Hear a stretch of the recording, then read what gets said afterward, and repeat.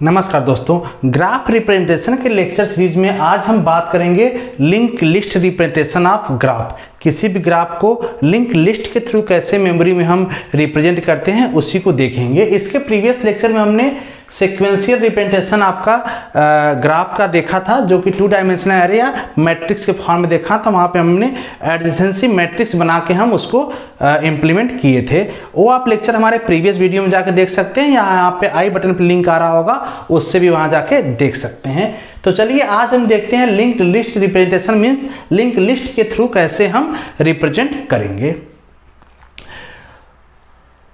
Link list का representation जैसे है, यहाँ पे ग्राफ दिया हुआ है, इसका कैसे हम करेंगे इससे पहले आप इसका थोड़ा सा ड्रॉबैक समझ लीजिए जो हम सीक्वेंशियल रिप्रेजेंटेशन में करते थे। सीक्वेंशियल रिप्रेजेंटेशन में जानते हैं कि हमने किसका यूज किया था, मैट्रिक्स का मीन्स 2 डायमेंशनल एरे का। तो यहाँ पर आपको ये भी पता होगा कि एरे हमेशा क्या होता है, स्टैटिक मेमोरी एलोकेशन। वहाँ पे अगर मेमोरी एलोकेट कर दिया हम, तो हमने रन टाइम वहाँ पे हम उस मेमोरी को न तो इंक्रीज कर सकते हैं न तो डिक्रीज कर सकते हैं। तो मेमोरी एलोकेशन एक मेजर प्रॉब्लम था, जो कि सीक्वेंशियल रिप्रेजेंटेशन हम वहाँ पे यूज करना कम प्रेफर करते हैं। दूसरा प्रॉब्लम है कि जब ऐसा सिनेरियो बन जाए कि नंबर ऑफ नोड और नंबर ऑफ एज सिमिलर हो, सिमिलर या सेम कह सकते हैं। सपोज करो 5 नंबर ऑफ नोड है और 5 नंबर ऑफ एज भी हो किसी ग्राफ में। इस केस में जो 2 डायमेंशनल एरे या जो मैट्रिक्स बनेगा उसमें नंबर्स ऑफ जीरो बहुत ज़्यादा होंगे। जब नंबर ऑफ जीरो बहुत ज़्यादा होंगे तो वहाँ पे एक तरह से क्या होगा, मेमोरी का वेस्टेज होगा, क्योंकि जीरो किसी भी कैलकुलेशन में नहीं आ पाएगा। तो इसलिए इस केस में वहाँ पे उसको कर सकते हैं, वो आपका क्या है, स्पार्स मैट्रिक्स है, जहाँ पे नंबर ऑफ जीरो बहुत ज़्यादा हो जाए। तो दो इसके ड्रॉबैक थे सीक्वेंशियल रिप्रेजेंटेशन का, जिसको हम रिमूव करेंगे किसके, लिंक लिस्ट से। आपको पता होगा कि लिंक लिस्ट जब हम करते हैं तो इससे हम अचीव करते हैं डायनेमिक मेमोरी एलोकेशन।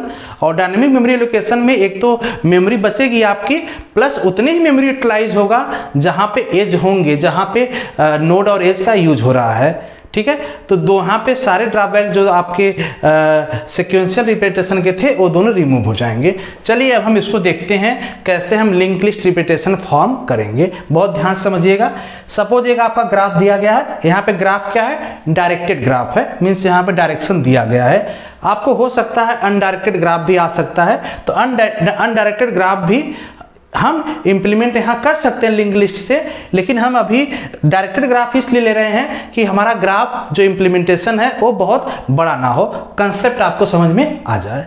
ठीक है, इसके बाद आप खुद से ट्राई कीजिएगा अनडायरेक्टेड ग्राफ के लिए। अगर हो जाए तो बहुत अच्छी बात है, अदरवाइज आप मुझे कमेंट बॉक्स में करेंगे तो हम अनडायरेक्टेड ग्राफ के लिए भी वीडियो बना के देंगे आपको।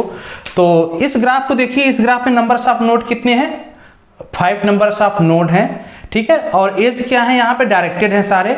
तो सबसे पहले हम क्या करेंगे, सबसे पहले इस नोड, इस ग्राफ से हम इस तरह का एक लिस्ट बना लेंगे, जिसपे हम नोड ले लेंगे और एडजेसेंसी लिस्ट,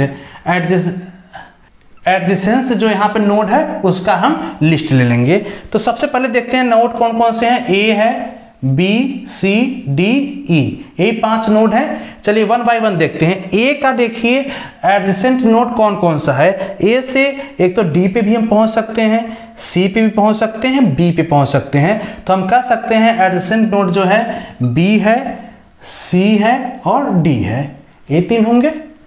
ठीक है, अब देखिए बी से, बी का एडजेसेंट, बी से जो आउटगोइंग है मींस जो डायरेक्शन जिस साइड जा रही हो नोड, तो बी से केवल सी पे हम पहुंच सकते हैं। बी से ए पे नहीं जा सकते, बी से डी पे नहीं, बी से ई पे नहीं जा सकते। तो केवल इसका एडजेसेंट कौन है, सी। अब देखिए सी पे, सी से हम किसी भी नोड पे नहीं जा सकते, क्योंकि कोई हर सारे क्या है यहाँ पे इनकमिंग ही है, आउटगोइंग यहाँ से कोई भी एज नहीं है और सेल्फ लूप भी नहीं है। तो यहाँ पे सी से क्या होगा, कोई भी इसका एडजेसेंट नहीं है। डी से चेक कीजिए, डी से एक तो ई पे जा रहा है और सी पे, तो हम डी से कह सकते हैं सी पे जा रहा है और ई पे जा रहा है। ठीक है, अब देखिए लास्ट ई से, ई से हम कहाँ पे जा रहे हैं, ई से हम आ रहे हैं सी पे, तो यहाँ लिख देंगे सी। तो हम पहले ये आइडेंटिफाई कर लेंगे, जिससे क्या होगा कि जब हम इम्प्लीमेंटेशन करने जाएंगे लिंक लिस्ट में तब बहुत इजी हो जाएगा, फिर मुझे ग्राफ नहीं देखना पड़ेगा, हम इसी को देख के जल्दी से लिंक लिस्ट उसका इम्प्लीमेंट कर सकते हैं। तो चलिए कैसे करेंगे देखिए। सबसे पहला अगर नोड लेके चलते हैं हम इस ए को, क्योंकि कोई ग्राफ में जब हम इंप्लीमेंट करने जाएंगे तो किसी न किसी को हमको फर्स्ट नोड लेके चलना पड़ेगा। तो सबसे पहले नोड हम सपोज ए को लेके चलते हैं। तो जो नोड होंगे, ध्यान रहे यहाँ पे जब हम रिप्रेजेंट करने जाएंगे लिंक लिस्ट फॉर्म में, तो वहाँ पे दो लिस्ट बनेंगे, नोड लिस्ट और एज लिस्ट। ठीक है, तो नोड लिस्ट हम कैसे बनाएंगे? नोड लिस्ट में जितने भी नोड होंगे वो इस फॉर्म में होंगे, मतलब नोड होगा, तीन फील्ड होंगे जनरली, 1 2 3 फील्ड होंगे, एक और फील्ड हो सकता है ऑप्शनल है। तो नोड, हर नोड लिस्ट में जितने भी नोड होंगे उसके एक तरह से 4 फील्ड होंगे। पहला नोड मीन्स नोड की वैल्यू, जैसे ABCD यहाँ पे है तो नोड की वैल्यू। नेक्स्ट क्या बताएगा कि इस नोड जो ए यहाँ पे आ गया कोई नोड, तो उसके बाद का नेक्स्ट नोड कौन सा है। और यहाँ पे ADJ एडजेसेंट क्या बताएगा कि इसका एडजेसेंट नोड कौन सा है। और प्लस यहाँ पे जो हमने यहाँ पे डार्क कर रखा है, इसका मीनिंग है कि यहाँ पे इस नोड का हम डिग्री स्टोर कर सकते हैं। अगर स्टोर करना चाहें तो हम लिख सकते हैं इस नोड की कितनी डिग्री है, वहां पे स्टोर कर सकते हैं। फिलहाल ये ऑप्शनल है, नहीं लिखेंगे चलेगा। ठीक है, ऐसे ही एज लिस्ट, जब हम एज लिस्ट बनाएंगे, अभी हम बनाएंगे इस पे, तो आप देखिए कैसे बनेगा। वहां पे जितने भी एज होंगे हर उसको कितने फॉर्म ब्रेक करेंगे, 3 तरह से।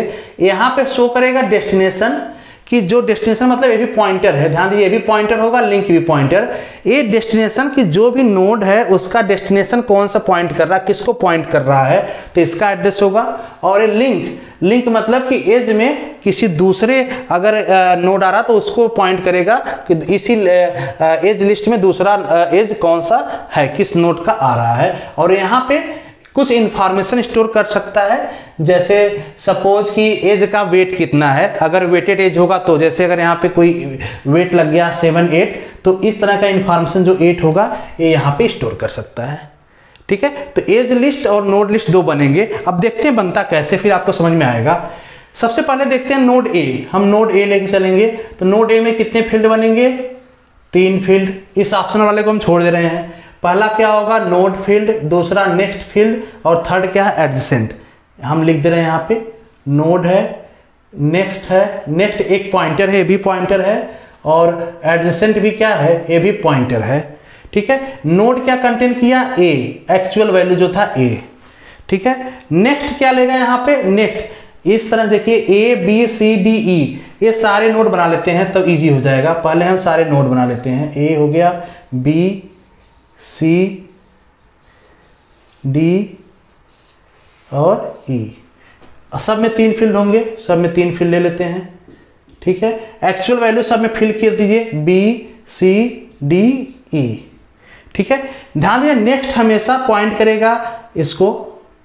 ठीक है, इसका नेक्स्ट पॉइंट करेगा इसको, इस सीरीज में जितने भी नोड होंगे, इसका नेक्स्ट पॉइंट करेगा इसको, इसका नेक्स्ट पॉइंट करेगा इसको। ठीक है, अब देखिए यहाँ पे एडजेसेंट जो है, अब यहाँ समझ में आएगा ए का एडजेसेंट कौन सा है? BCD, ये लिस्ट बन रही है, यहाँ पे एज लिस्ट आएगा, मतलब यहाँ पे 2 फील्ड बनेंगे। ऑप्शनल को छोड़ दे रहे हैं हम, ऑप्शनल को हम छोड़ दे रहे हैं, इस एज लिस्ट बनेगा। यहाँ पे क्या आएगा? B, ध्यान दीजिए B, यहाँ पे B का डेस्टिनेशन पॉइंटर है, यहाँ पे पॉइंटर तो एक्चुअल वैल्यू यहाँ पे नहीं आएगा, लेकिन यहाँ पे पॉइंट किसको करेगा? ये B का A C, A 3 हो जाएंगे किसके केस में? एक B के लिए, C के लिए, D पे। तो ये B को पॉइंट करेगा, ये C को पॉइंट करेगा, ये D को पॉइंट करेगा। और तो B को पॉइंट कराइए, यहाँ से यहाँ पॉइंट करेगा किसको? B को। ठीक है, एक किसको पॉइंट करेगा? ध्यान दीजिए C है ना, तो C को पॉइंट करेगा। ठीक है, एक किसका? D है, यहाँ पे D है, तो एक किसको पॉइंट करेगा? D को। ठीक है, और ये जो लिंक फील्ड है, लिंक इसको लिंक करेगा आपस में, ए इसको लिंक करेगा, ए इसको लिंक करेगा। ठीक है, यहाँ पे क्योंकि लास्ट है, इसके बाद कोई नहीं है, तो यहाँ पे नल हो जाएगा। लिंक लिस्ट में ये होता है, लास्ट एलिमेंट हमेशा क्या होता है? नल हो जाता है। अब देखिए दूसरा, इस पे आइए, इस B का देखिए, इसका एडजेसेंट कौन है? केवल C है, तो इसका एडजेसेंट केवल एक ही है, तो इसके 2 फील्ड होंगे। ठीक है, और यहाँ पे नल होगा क्योंकि इसके बाद कोई भी एडजेसेंट नहीं है। और एक किसको पॉइंट करेगा? पॉइंट करेगा C को, तो यहाँ से पॉइंट किया किसको? इसी C को पॉइंट किया। ठीक है, नेक्स्ट सी के साथ कोई एडजेसेंट नहीं है यहाँ पे, तो कुछ नहीं होगा। डी से 2 एडजेसेंट है यहाँ पे। एडजेसेंट नोड कौन कौन सा है, एक तो सी है, सी को पॉइंट करेगा, दूसरा किसको पॉइंट कर रहा है, ई को, तो ये पॉइंट करेगा किसको, सी को, तो ये पॉइंट करेगा आपको सी को, ठीक है, और ये पॉइंट करेगा आपका किसको, ई।